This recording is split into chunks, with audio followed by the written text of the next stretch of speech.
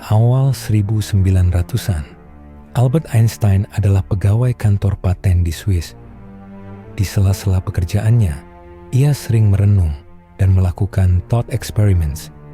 Salah satu ide gilanya, bagaimana jika aku naik sepeda secepat cahaya? Dari pertanyaan sederhana itu, lahirlah teori relativitas khusus. Einstein menemukan bahwa semakin cepat kamu bergerak mendekati kecepatan cahaya, waktu akan berjalan lebih lambat untukmu dibanding orang yang diam. Efek ini disebut time dilation. Artinya, kalau kamu naik pesawat super cepat selama 1 jam, mungkin di bumi sudah berlalu 10 tahun. Ini adalah bentuk perjalanan waktu ke masa depan. Lalu apakah masa lalu bisa dicapai? Einstein sendiri skeptis soal perjalanan ke masa lalu. Tapi, dari persamaan-persamaan relativitas umum, para ilmuwan lain menemukan kemungkinan lubang cacing, terowongan yang bisa menghubungkan 2 titik berbeda dalam ruang dan waktu.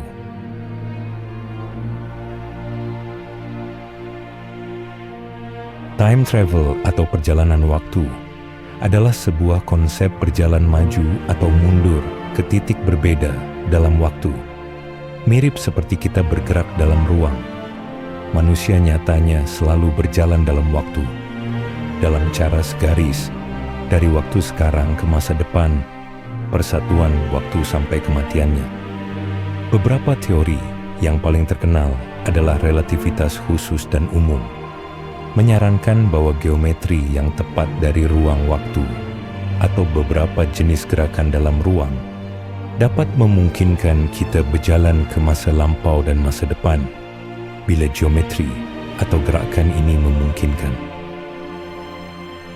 Dalam fisika, konsep perjalanan waktu telah digunakan untuk memeriksa konsekuensi teori fisika seperti relativitas khusus, relativitas umum, dan mekanika kuantum.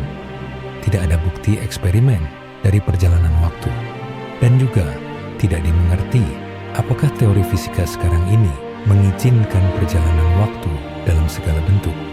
Namun, ada teori yang mengizinkan tentang kemungkinan melipat waktu untuk meloncat dari suatu titik ke titik lainnya. Bayangkan saja manusia dapat melakukan perjalanan waktu, kemungkinan besar akan terjadi paradoks waktu.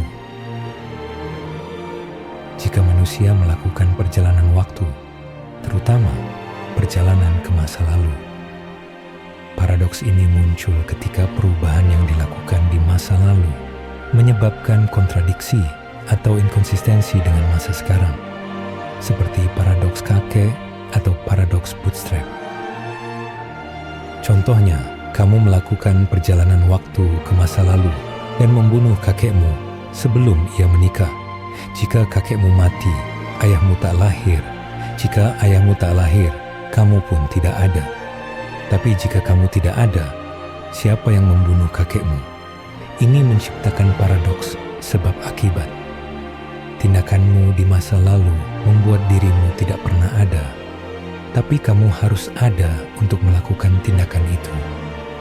Grandfather Paradox adalah salah satu misteri paling membingungkan dalam teori waktu.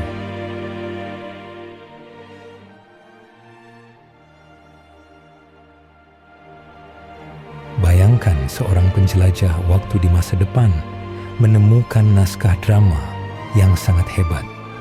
Ia terpesona olehnya dan memutuskan untuk kembali ke masa lalu dan memberikan naskah tersebut kepada seorang penulis di masa itu. Penulis tersebut kemudian menerbitkan naskah itu yang kemudian menjadi terkenal dan akhirnya dibaca oleh penjelajah waktu di masa depan. Lalu siapa yang menulis naskah drama tersebut? Jika penulis di masa lalu yang menulisnya, dari mana ia mendapatkan ide dan kata-kata yang persis sama dengan naskah di masa depan? Jika penjelajah waktu yang membawanya dari masa depan, lalu bagaimana naskah itu bisa ada di masa depan sebelum ia membawanya ke masa lalu? Inilah inti dari paradoks bootstrap. objek atau informasi tampaknya menciptakan dirinya sendiri melalui lingkaran waktu yang tertutup.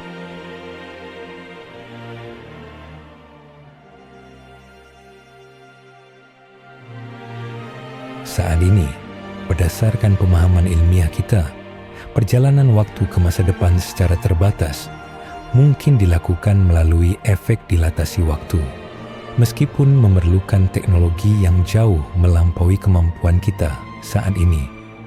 Namun, perjalanan waktu ke masa lalu tampaknya sangat tidak mungkin karena tantangan teoretis dan potensi paradoks yang ditimbulkannya. Meskipun demikian, bidang fisika teoretis terus berkembang, dan pemahaman kita tentang ruang dan waktu mungkin berubah di masa depan. Untuk saat ini, perjalanan waktu ke masa lalu tetap menjadi ranah fiksi ilmiah yang menarik.